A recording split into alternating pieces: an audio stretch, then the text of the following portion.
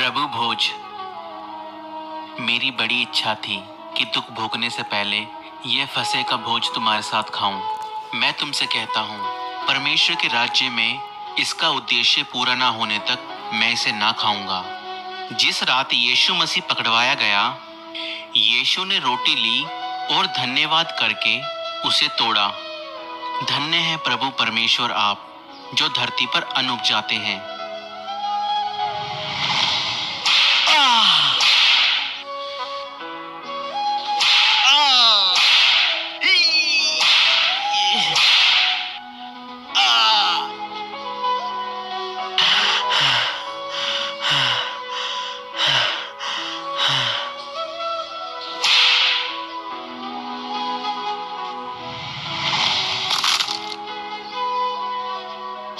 ये मेरी देह है जो तुम्हारे लिए दी जाती है।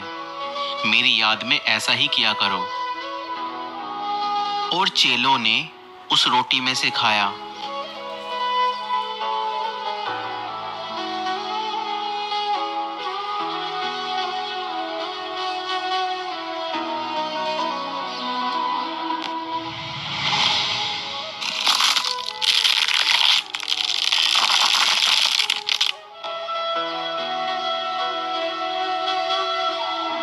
इसी रीति से फिर उसने कटोरा भी लिया।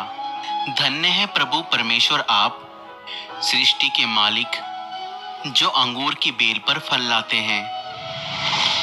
हे पिता, मैं अपनी आत्मा तेरे हाथों में सौंपता हूँ। और यह कहकर यीशु ने अपने प्राण छोड़ दिए।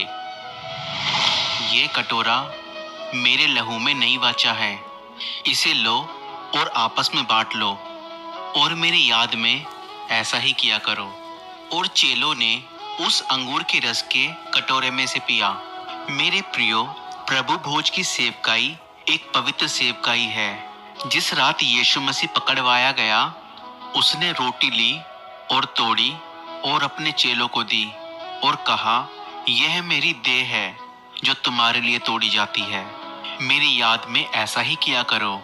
मेरे प्रियो, आज जब हम प्रभु भोज में रोटी तोड़ते हैं, तो हम यीशु मसीह के महान बलिदान को याद करते हैं कि कैसे उसकी देह हमारे लिए तोड़ी गई।